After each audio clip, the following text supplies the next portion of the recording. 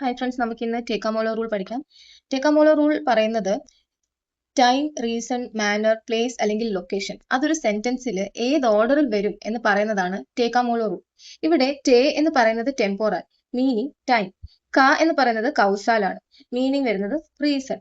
മോ എന്ന് പറയുന്നത് മൊഡാൽ ആണ്, മീനിങ് വരുന്നത് മാനർ, അതായത് എങ്ങനെയാണ് വരുന്നത് എന്നുള്ളത്. ലോ എന്ന് പറയുന്നത് ലൊക്കാൽ ആണ്, അതായത് പ്ലേസ് അല്ലെങ്കിൽ ലൊക്കേഷൻ.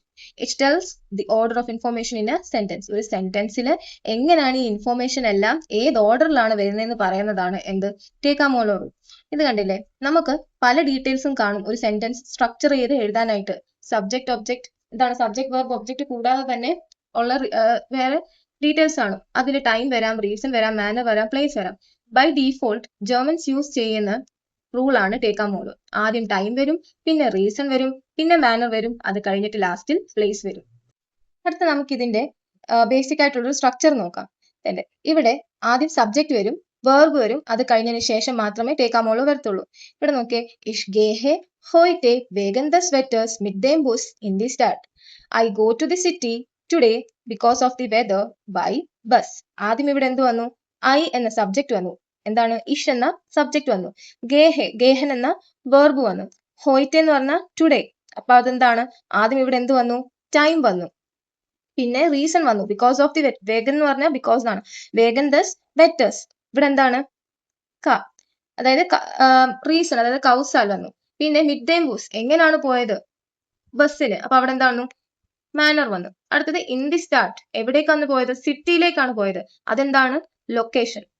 അപ്പോൾ ടേക്കാമോളോ എന്ന് പറഞ്ഞാൽ ഒരു സെന്റൻസിൽ ആദ്യം ടൈം വരും, പിന്നെ റീസൺ വരും, പിന്നെ മാനർ വരും, അതിനുശേഷം മാത്രം ലൊക്കേഷൻ വരും. അതാണ് ടേക്കാമോളോ റൂൾ. ഇനി ഒരു എക്സാമ്പിൾ കൂടെ നോക്കാം. ഇഷ് ആർബൈറ്റെ മോർഗൻ വേഗൻ ഐനസ് മീറ്റിംഗ്സ് ഇൻ ബ്യൂറോ. I work tomorrow because of the meeting in the office. ഇവിടെ നോക്കി, ഇഷ് എന്നുള്ളത് സബ്ജക്റ്റ് ആണ്, ആർബൈറ്റൻ എന്നുള്ളത് വേർബ് ആണ്, മോർഗൻ എന്നുള്ളത് എന്താണ്? ടൈം ആണ്, ടെമ്പോറൽ. വേഗൻ ഐനസ് മീറ്റിംഗ്സ്, ഇതെന്താണ്? റീസൺ ആണ്, അപ്പം കൗസാൽ. അടുത്തത് ഇൻ ബ്യൂറോ, എവിടെ? ഇത് ലൊക്കേഷൻ ആണ്. ഇവിടെ എന്ത് വന്നില്ല? മാനർ വന്നില്ല. അപ്പോൾ ഏതെങ്കിലും ഒരു ഡീറ്റെയിൽ മിസ്സായാലും ഇവിടെ ആ സെയിം ഓർഡറിൽ തന്നെ നമ്മൾ ആ സെന്റൻസിൽ അത് എഴുതും. ഇവിടെ എന്താണ് വരാഞ്ഞത്? മാനർ വന്നില്ല, ഇങ്ങനെയാണെന്നുള്ളത് വന്നില്ല. എന്താണ് വന്നത്? ടൈം വന്നു, റീസൺ വന്നു, ലൊക്കേഷൻ വന്നു, പക്ഷെ മാനർ വന്നില്ല. അപ്പൊ ഏതെങ്കിലും ഒരു ഡീറ്റെയിൽ മിസ്സിംഗ് ആണെങ്കിൽ പോലും നമ്മൾ ഈ സെയിം ഓർഡറിലായിരിക്കും ആ സെന്റൻസിൽ നമ്മൾ എഴുതുന്നത്. അടുത്ത നോക്കിക്കേ, സി ലേൺഡ് ഹോയ്റ്റെ വേഗൻ ദർ പ്രീഫിംഗ് ഫ്ലൈസിഷ് ഇൻ ദർ ബിബ്ലിയോടെക്.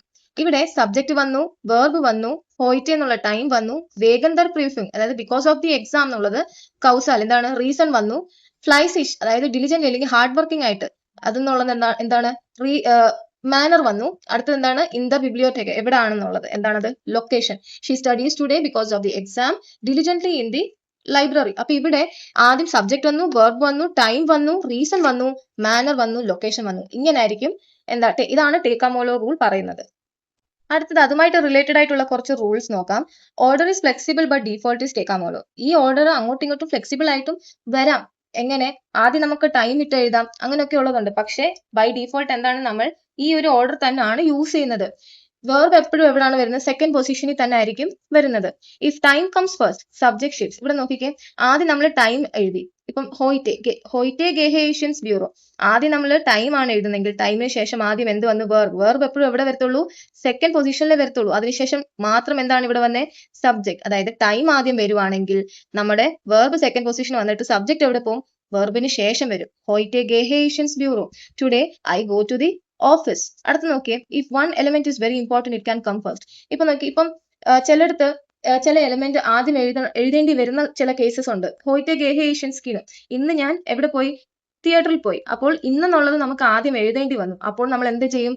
ഇന്നെന്നുള്ള ടൈം നമ്മൾ ആദ്യം എഴുതി, അതിനുശേഷം നമ്മൾ വേർബ് എഴുതിയതിനു ശേഷം മാത്രമേ എന്ത് വന്നുള്ളൂ? സബ്ജക്ട് വന്നുള്ളൂ. എന്നിട്ട് ബാക്കി റെസ്റ്റ് ഓഫ് ദി സെന്റൻസ്.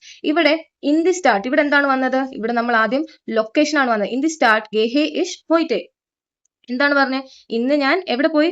എവിടെ പോയി എന്നാ പറയുന്നത്? സിറ്റിയിൽ പോയി. അപ്പോൾ ഇവിടെ ആദ്യം നമ്മൾ ലൊക്കേഷൻ എഴുതി, അപ്പോഴും എന്താണ് ഇൻ ദി സ്റ്റാർട്ട് കഴിഞ്ഞിട്ട് നമ്മൾ ആദ്യം അത് കഴിഞ്ഞിട്ട് എന്താണ് എഴുതിയ വെർബ്, അതിനുശേഷം മാത്രമാണ് നമ്മൾ എന്ത് എഴുതിയത് സബ്ജക്റ്റ്.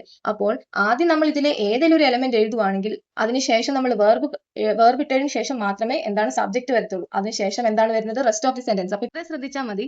ടേക്കാമോളോയിലെ ഏതെങ്കിലും എലമെന്റ് ആദ്യം വരുവാണെങ്കിൽ അതിനുശേഷം നമ്മൾ എന്ത് എഴുതും, അതിനുശേഷം നമ്മൾ വെർബ് സെക്കൻഡ് പൊസിഷനിൽ എവിടെയാണോ അവിടെ തന്നെ ഇടും. പക്ഷെ എന്താവും, ഇവിടെ കിടന്ന സബ്ജക്റ്റ് ആദ്യം കിടന്ന സബ്ജക്റ്റ് എവിടെ പോകും, വെർബിന് ശേഷം പോകും. എന്നിട്ട് ബാക്കി സെന്റൻസ് നമ്മൾ സ്ട്രക്ചർ ചെയ്ത് എഴുതും. അപ്പൊ ഇങ്ങനെയാണ് ടേക്കാമോളോ റൂൾ സെന്റൻസ് സ്ട്രക്ചർ ചെയ്യാനായിട്ട് പറയുന്നത്.